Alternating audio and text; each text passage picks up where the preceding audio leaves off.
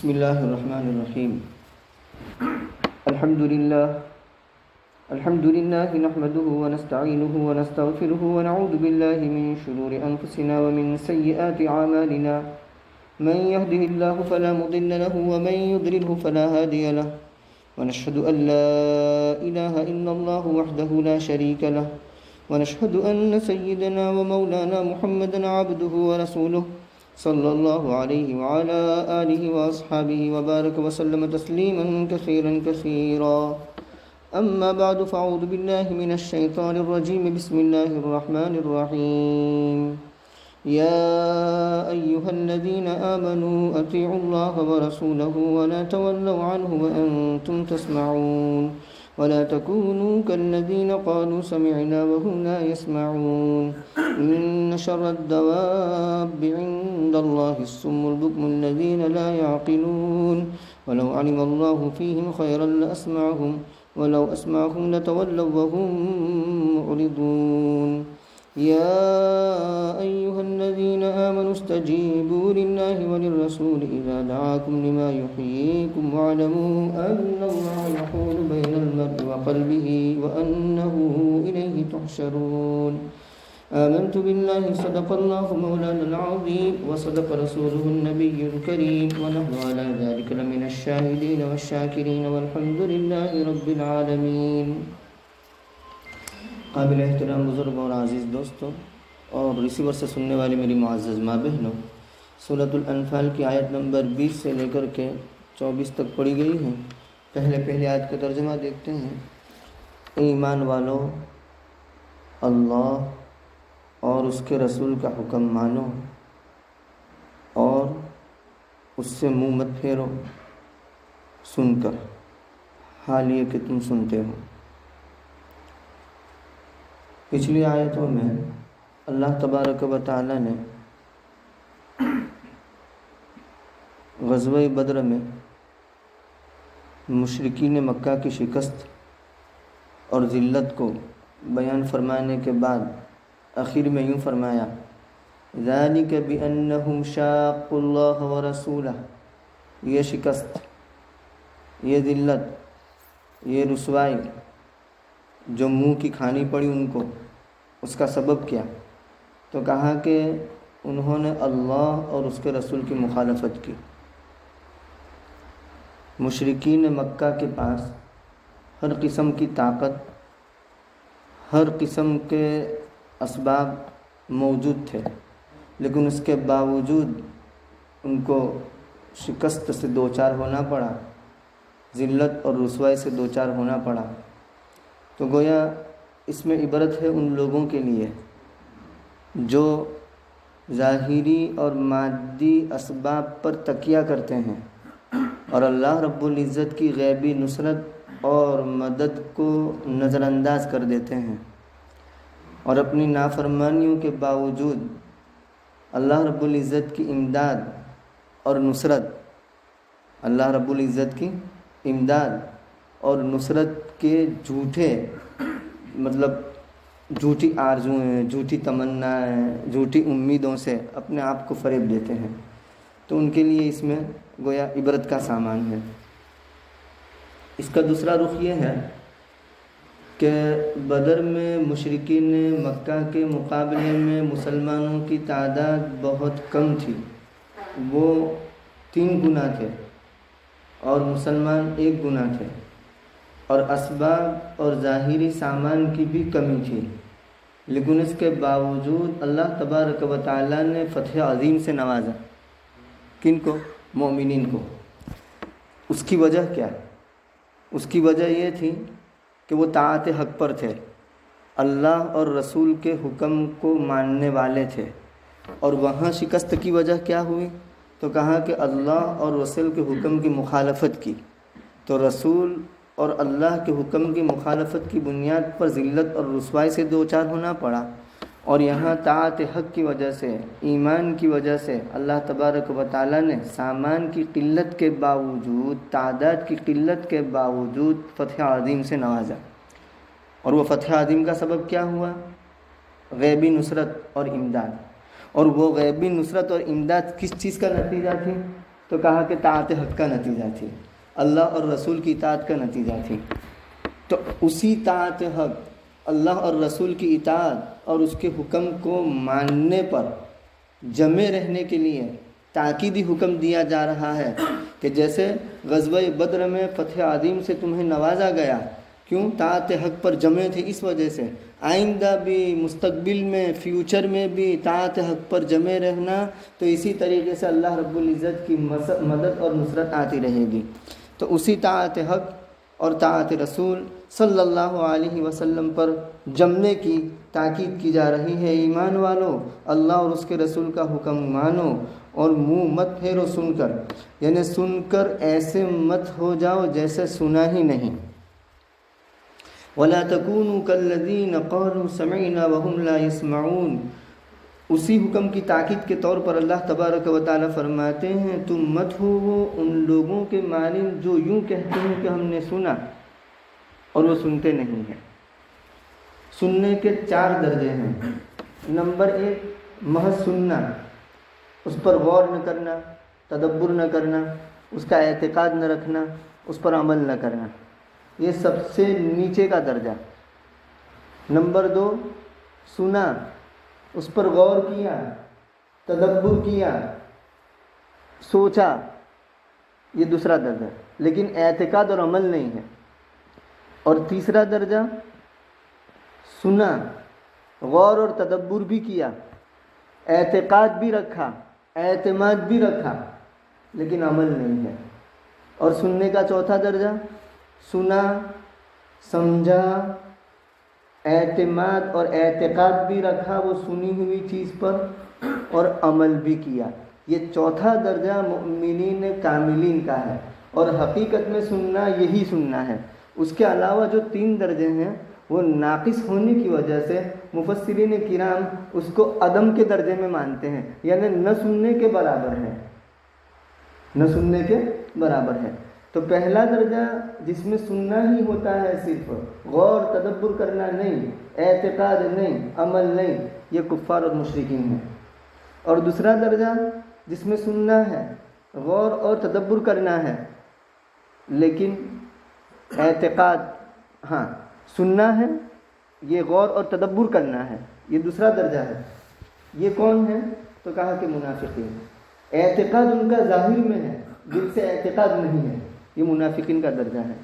اور تیسرا درجہ، سنا بھی، غور تدبر بھی کیا، اور اعتقاد بھی ہے، اعتماد بھی ہے، لیکن عمل نہیں ہے، تو یہ گنہگار مسلمانوں کا درجہ ہے۔ تو یہ 3 درجے گویا نہ ہونے کے برابر ہے۔ تو مومنین کاملین کا درجہ یہ ہے کہ وہ سنتے بھی ہیں، سمعنا وَأَطَعْنَا غُفْرَانَكَ رَبَّنَا وَإِلَيْكَ الْمَصِيرُ، سنتے بھی ہیں، غور تدبر بھی کرتے ہیں، اس پر اعتقاد بھی رکھتے ہیں، اور اس پر عمل بھی کرتے ہیں۔ تو اللہ تبارک و تعالیٰ فرماتے ہیں کہ تم مت ہو ان لوگوں کی طرح جنہوں نے کہا کہ ہم نے سنا۔ کون؟ کہا کہ کافر اور مشرکین۔ کون؟ تو کہا کہ منافقین۔ وَهُمْ لَا يَسْمَعُونَ، حالانکہ وہ سنتے نہیں ہیں، یعنی ہوش کے کانوں سے سنتے نہیں ہیں۔ إِنَّ شَرَّ الدَّوَابِّ عِندَ اللَّهِ الصُّمُّ الْبُكْمُ الَّذِينَ لَا يَعْقِلُونَ، بے شک بدترین جانوروں میں سب سے بدتر اللہ کی نظر میں وہی لوگ ہیں جو بہرے ہیں، گونگے ہیں، عقل نہیں رکھتے۔ دواب کہتے ہیں زمین پر رینگنے والے جانور۔ تو جانوروں میں سب سے بدتر کون؟ تو کہا کہ بہرا ہو، گونگا ہو، عقل نہ رکھتا ہو۔ عقل ہوتی ہے، اگرچہ بہرا گونگا ہو تو اشارے سے اپنا کام چلا لیتا ہے، اشارے سے سمجھا دیتا ہے، اشارے سے سمجھ لیتا ہے اگر عقل ہو تو، لیکن عقل نہ ہو تو کہا کہ یہ بدترین ہے۔ تو کہا کہ یہ بدترین لوگ ہیں جو سمجھتے نہیں ہیں۔ اس آیت سے یہ بات واضح ہو چکی کہ اللہ تبارک و تعالیٰ نے انسان کو احسن تقویم میں پیدا کیا ہے، مخدوم کائنات بنایا ہے، یعنی پوری کائنات کا مخدوم اس کو بنایا ہے، یعنی ساری کائنات اس کی خادم ہے اور انسان اس کا مخدوم ہے۔ ساری چیزیں انسان کے لیے بنائی اور انسان کو اللہ تبارک و تعالیٰ کی عبادت کے لیے بنایا، اس کی معرفت کے لیے بنایا۔ وَمَا خَلَقْتُ الْجِنَّ وَالْإِنسَ إِلَّا لِيَعْبُدُونَ، میں نے جن اور انس کو نہیں بنایا مگر میری معرفت کے لیے، میری عبادت کرنے کے لیے۔ تو انسان کو احسن تقویم میں پیدا کیا، اشرف المخلوقات بنایا، مخدوم کائنات بنایا۔ یہ سب کیوں؟ یہ سب اس وجہ سے کہ اطاعت حق ہے، یہ سب اس وجہ سے کہ اطاعت اللہ ہے، اطاعت خداوندی ہے، اطاعت رسول صلی اللہ علیہ وسلم ہے۔ تو یہ اعزاز اور یہ عزت، یہ اونر، یہ کس وجہ سے ہے؟ اطاعت حق کی وجہ سے۔ صاحب روح المعانی یہ فرماتے ہیں کہ دنیا کے اندر بسنے والے جتنے بھی جانور ہیں، جو بھی مخلوق ہیں، ان تمام مخلوقات کے اندر انسان یہ اشرف المخلوقات ہے، احسن تقویم ہے، فرشتوں سے کم درجہ ہے۔ لیکن اگر یہ انسان طاعت حق پر عمل کرتا ہے، شریعت پر عمل کرتا ہے، ذکر اور طاعت خداوندی کو بجا لاتا ہے، تو فرشتوں سے بھی اعلیٰ اور اشرف ہو جاتا ہے۔ اور اگر یہی انسان روگردانی پر آ جاتا ہے، اعراض پر آ جاتا ہے، سنتا نہیں ہے، مانتا نہیں ہے، تو وہ اسفل سافلین میں چلا جاتا ہے۔ اسی کو والتین میں یوں کہا لقد خلقنا الانسان فی احسن تقویم، احسن تقویم کے اندر، کب تک؟ جب تک کہ وہ طاعت حق پر ہیں۔ ثم رددناہ اسفل سافلین، طاعت حق سے روگردانی کرتا ہے تو ہم اس کو اسفل سافلین یعنی بالکل نیچلے طبقے میں اس کو پہنچا دیتے ہیں۔ ولو علم اللہ فیہم خیرا لاسمعہم، اللہ تبارک و تعالی ان کے بارے میں فرماتے ہیں کہ اگر اللہ تبارک و تعالی جانتا ان میں بھلائی سے مراد کیا؟ طلب حق، کیونکہ طلب حق ایسی چیز ہے جو انسان کے لیے فہم اور سمجھ کے دروازے کو کھول دیتی ہے۔ اگر طلب حق نہ ہو تو فہم کا اور سمجھ کا دروازہ کھلتا نہیں ہے۔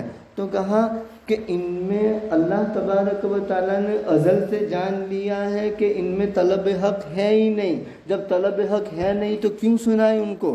اگر اللہ جانتا ان میں بھلائی یعنی طلب حق تو ان کو سنا دیتا۔ کون سا سنانا؟ جس سننے سے نفع ہوتا، جس سننے سے فائدہ ہوتا۔ ولو اسمعہم، اور اگر وہ سنا دیتا، طلب حق تو ہے نہیں اور سنا دیتا تو یہ سنانا کیسا ہوتا؟ غیر مفید ہوتا، اس میں کوئی فائدہ نہ ہوتا۔ اور اگر ان کو سنا دیتا تب بھی وہ اعراض کرتے، کیوں؟ اس لیے کہ ان کے پاس طلب حق ہے ہی نہیں، وہم معرضون، اور وہ اعراض کرتے ہیں۔ یا ایھا الذین آمنوا استجیبوا للہ وللرسول، ایک دوسرے اعتبار سے اللہ تبارک و تعالی ایمان والوں کو اللہ اور رسول کی اطاعت کی تلقین فرما رہے ہیں کہ ایمان والو تم اللہ اور اس کے رسول کا کہنا مانو جب کہ وہ تمہیں بلائے اس چیز کی طرف جس میں تمہاری زندگی ہے، جس میں تمہاری حیات ہے۔ ابو ہریرہ رضی اللہ تعالیٰ عنہ فرماتے ہیں ایک مرتبہ نبی کریم صلی اللہ علیہ وسلم نے ابی ابن کعب رضی اللہ تعالیٰ عنہ کو بلایا تو وہ نماز میں تھے، آنے میں دیر ہوئی تو پوچھا کہ میں نے تمہیں بلایا، دیر ہوئی؟ تو کہا کہ میں نماز میں تھا اس لیے۔ تو اس وقت یہ آیت پڑھی نبی کریم صلی اللہ علیہ وسلم نے اور فرمایا کیا تم نے یہ نہیں سنا، یہ نہیں پڑھا جس میں اللہ تعالیٰ فرماتے ہیں کہ اللہ اور رسول کا کہنا مانو جب تمہیں پکاریں؟ تو حکم تو یہی ہے، مسئلہ تو یہی ہے کہ رسول اللہ صلی اللہ علیہ وسلم کے ساتھ خاص ہے کہ رسول اللہ صلی اللہ علیہ وسلم اگر کسی کو بلاتے ہیں اور وہ نماز میں ہیں تو علماء کی ایک جماعت کیوں فرماتی ہیں کہ اس کے خلاف صلاۃ عمل کرنے سے نماز کے اندر کوئی خلل اور زلل نہیں آئے گا، جبکہ ایک دوسری جماعت کیوں کہتی ہے کہ نہیں، اس نے خلاف صلاۃ عمل کیا تو نماز اس کی قطع ہو جائے گی، ٹوٹ جائے گی، بعد میں اس کو قضا کرنی ہوگی۔ لیکن حکم یہی ہے کہ جب نبی بلائے تو اس کو نماز قطع کر کے نبی کی سننے کے لیے یا نبی کے قول پر لبیک کہتے ہوئے حاضر ہو جانا چاہیے۔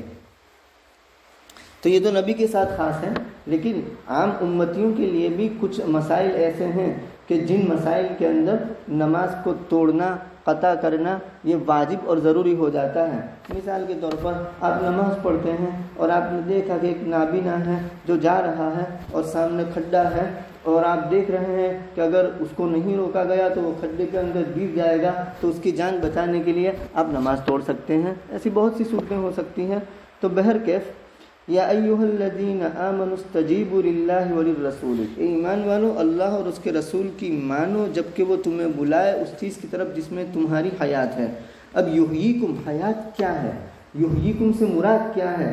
تو اس میں مفسرین کے مختلف اقوال ہیں.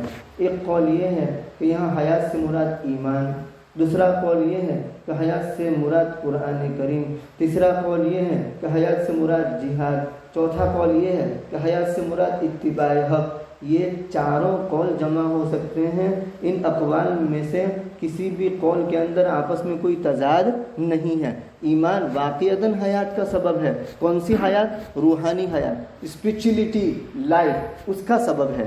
اسی لیے حدیث میں یوں فرمایا مثل الذی یذکر والذی لا یذکر کالحی والمیت, اس کی مثال جو اللہ کو یاد کرتا ہے, اللہ پر ایمان رکھتا ہے, وہ ایسا ہے جیسے زندہ, اور اس کی مثال جو اللہ کو یاد نہیں کرتا اور ایمان نہیں رکھتا وہ مردہ ہے. تو دیکھو ایمان کے نہ ہونے کو مردے سے تعبیر کیا گیا اور جس کے پاس ایمان ہے اس کو زندہ کہا گیا. قرآن کریم میں بھی یہ مضمون ہے أَوَمَنْ كَانَ مَيْتًا فَأَحْيَيْنَاهُ وَجَعَلْنَا لَهُ نُورًا يَمْشِي بِهِ فِي النَّاسِ كَمَنْ مَثَلُهُ فِي الظُّلُمَاتِ لَيْسَ بِخَارِجٍ مِّنْهَا كَذَلِكَ زُيِّنَ لِلْكَافِرِينَ مَا كَانُوا يَعْمَلُونَ. اللہ تبارک و تعالیٰ فرماتے ہیں بھلا وہ جو مردہ تھا پھر ہم نے اس کو زندہ کیا, مطلب ایمان دیا. وَجَعَلْنَا لَهُ نُورًا, اور ہم نے اس کے لیے نور مقرر کر دیا, مطلب ایمان کا نور مقرر کر دیا. يَمْشِي بِهِ فِي النَّاسِ, جس نور کو لے کر, جس لائٹ کو لے کر کے وہ لوگوں میں چلتا پھرتا ہے. کَمَثَلُهُ مَثَلُهُ, اللہ تعالیٰ پوچھتے ہیں اس کی مثال وہ ایسا ہو سکتا ہے جو تاریکیوں میں ہو اور تاریکیوں سے نکلنے والا نہ ہو, یعنی کفر میں ہو. تو کفر یہ تاریکی ہے اور ایمان یہ نور ہے, روشنی ہے. کفر یہ موت ہے اور ایمان یہ حیات ہے. تو ایک معنی ایمان, یعنی ایمان یہ حیات کا سبب ہے, روحانی حیات کا سبب ہے. قرآن کریم یہ بھی روحانی حیات کا سبب ہے. جو قرآن کریم سے تعلق نہیں رکھتا وہ گویا مردہ ہے, اور جو قرآن کریم سے تعلق رکھتا ہے وہ زندہ ہے. اور جہاد یہ شریعت کے زندہ ہونے کا ایک ذریعہ ہے, اسلام کے زندہ ہونے کا ایک ذریعہ ہے. تو اس معنی کر حیات کی ایک تفسیر جہاد بھی ہوئی. اور اتباع حق, حق کے اتباع کی وجہ سے شریعت کے احکام یہ زندہ رہتے ہیں, اور اگر حق کا اتباع نہیں کیا جاتا تو شریعت کے احکام اس انسان سے اوجھل ہو جاتے ہیں. تو جو بھی معنی مراد لیا جائے حیات کا وہ اپنی جگہ پر درست ہو سکتا ہے. آگے اللہ تعالیٰ فرماتے ہیں وَعَلَمُوا, جانو ان لوگوں, بے شک اللہ تبارک و تعالیٰ آڑ بن جاتے ہیں مرد اور اس کے دل کے درمیان. اس کے دو مطلب بیان کیے گئے ہیں. آڑ بن جاتے ہیں اس کے دل, مرد کے درمیان اور اس کے دل کے درمیان, انسان کے درمیان اور اس کے دل کے درمیان. اس کا پہلا مطلب یہ ہے جب کبھی بھی کسی انسان کے دل میں نیکی کے کرنے کا داعیہ پیدا ہو یا گناہ سے بچنے کا داعیہ پیدا ہو تو وہ اسی وقت اس کو کر گزرے. نیکی کا داعیہ پیدا ہوا تو نیکی کر گزرے, اور گناہ سے بچنے کا موقع ہے اور آپ کا نفس یہ کہتا ہے کہ مجھے گناہ سے بچنا چاہیے تو گناہ سے بچ جائے اسی وقت, اب گناہ میں مبتلا نہ ہو. اور نیکی کا داعیہ ہے تو نیکی کو ترک نہ کرے, کر گزرے. کیونکہ اگلا لمحہ اور اگلا جو پل ہے اس کے بارے میں کچھ کہہ نہیں سکتے. یہ داعیہ جو پیدا ہوا یہ اللہ تبارک و تعالیٰ کی جانب سے ایک مہمان ہے, اور اس مہمان کی قدر کیا ہے؟ مہمان کی قدردانی یہ ہے کہ اس داعیے کے مطابق عمل کر لیا جائے تو وہ مہمان کی قدر ہوتی ہے اور بار بار آتا رہے گا. اور اگر اس داعیے کے مطابق عمل نہیں کیا تو یہ مہمان رخصت ہو جائے گا اور بار بار نہیں آئے گا. بھائی ہمارے گھر جب مہمان آتا ہے اور اس کے ساتھ اچھا سلوک کیا جاتا ہے تو وہ مہمان دو بار آنے کی کوشش کرتا ہے, اس کا جی چاہتا ہے کہ ہم جائیں, وہاں اکرام ہوتا ہے, احترام ہوتا ہے. اور اگر منہ پھلا کر کے اس کے ساتھ پیش آئے تو وہ قسم کھا لے گا کہ اب آج کے بعد کبھی آپ کے گھر نہیں آؤں گا۔ تو اسی طریقے سے نیکی کا داعیہ جو دل میں پیدا ہوتا ہے وہ ایک مہمان ہے، گناہوں سے بچنے کا داعیہ جو پیدا ہوتا ہے وہ ایک مہمان ہے۔ گناہ سے بچ جاؤ، کل کا انتظار مت کرو، نیک کام کرنے کا ارادہ ہے تو اس کو کل پر مت ٹالو، اس کو آج ہی کر گزرو۔ کل تو کیا ایک پل کا بھروسہ نہیں، آگاہ اپنی موت سے کوئی بشر نہیں، آگاہ اپنی موت سے کوئی بشر نہیں۔ سامان 100 برس کا پل کی خبر نہیں، سامان 100 برس کا پل کی خبر نہیں۔ تو ایک مطلب یہ ہوا، اور دوسرا مطلب یہ ہے کہ اس آیت کے جملے میں اللہ تبارک و تعالی اپنا انسان سے بہت قریب ہونا بیان فرماتے ہیں، جس کو سورہ قاف کے اندر یوں کہا کہ وَنَحْنُ أَقْرَبُ إِلَيْهِ مِنْ حَبْلِ الْوَرِيدِ، کہ ہم انسان سے اس کی شہ رگ سے بھی، یعنی اس رگ سے جس پر انسان کی حیات اور زندگی کا مدار ہے، اس سے بھی زیادہ قریب ہے علم کے اعتبار سے۔ تو گویا کہ ہمارا قلب اللہ تبارک و تعالیٰ کے تصرف میں ہے، وہ جیسا چاہے پھیرتا ہے، اور اللہ بندے کے درمیان اور اس کے دل کے درمیان آڑ بن جاتا ہے۔ مومن کے لیے ایسا ہوتا ہے، نیک شخص کے لیے ایسا ہوتا ہے کہ اس کی نیکی کی وجہ سے، اس کی اطاعت کی وجہ سے، اس کے ایمان کی وجہ سے گناہ کے درمیان اور اس آدمی کے درمیان اللہ حائل بن جاتے ہیں کہ اس کی نیکی کی وجہ سے اب گناہ سرزد ہوتا نہیں ہے۔ اور جو بدبخت ہوتا ہے، گنہگار ہوتا ہے، وہاں مخالفت کی نحوست کی وجہ سے نیکی کے درمیان اللہ آڑ بن جاتے ہیں کہ وہاں نیکی، طاعت اور ایمان کی اس کو توفیق ہوتی نہیں ہے۔ کیوں؟ اس لیے کہ معصیت میں مبتلا ہے۔ تو اللہ تعالیٰ فرماتے ہیں اور جانو تم کہ بے شک اللہ تبارک و تعالیٰ حائل ہوتا ہے مرد اور اس کے دل کے درمیان۔ اسی لیے نبی کی دعاؤں میں یوں آتا ہے صلی اللہ علیہ وسلم، یا مقلب القلوب ثبت قلبی علی دینک، اے دلوں کے پھیرنے والے تو میرے دل کو جما دے تیرے دین پر، وَيَا مُصَرِّفَ الْقُلُوبِ صَرِّفْ قَلْبِي إِلَىٰ طَاعَتِكَ، اور اے دلوں کے پھیرنے والے میرے دل کو تو طاعت اور عبادت کی طرف پھیر دے۔ وَأَنَّهُ إِلَيْهِ تُحْشَرُونَ، اور جانو تم کہ تمہیں اسی کی طرف لوٹ کر جانا ہے، تم اسی کی طرف جمع کیے جاؤ گے۔ جب جمع کیے جاؤ گے تو کیا ہوگا؟ تُجَازَوْنَ بِحَسْبِ أَعْمَالِكُمْ، تم تمہارے اعمال کے اعتبار سے جزا دیے جاؤ گے۔ اگر اچھے کام کیے ہیں تو اس کی جزا ہوگی، اس کا بدلہ ہوگا، اگر برے کام کیے ہوں گے تو اس کی سزا ہوگی، اس کا عذاب ہوگا۔ اللہ رب العزت ہمیں شریعت حقہ کا اتباع نصیب فرمائے، طاعت خداوندی نصیب فرمائے، طاعت رسول نصیب فرمائے۔ سبحان اللہ و بحمدہ، سبحانک اللہم و بحمدک، ونشہد ان لا الہ الا انت، نستغفرک ونتوب الیک۔ سبحان ربک رب العزت عما یصفون، وسلام علی المرسلین، والحمد للہ رب العالمین۔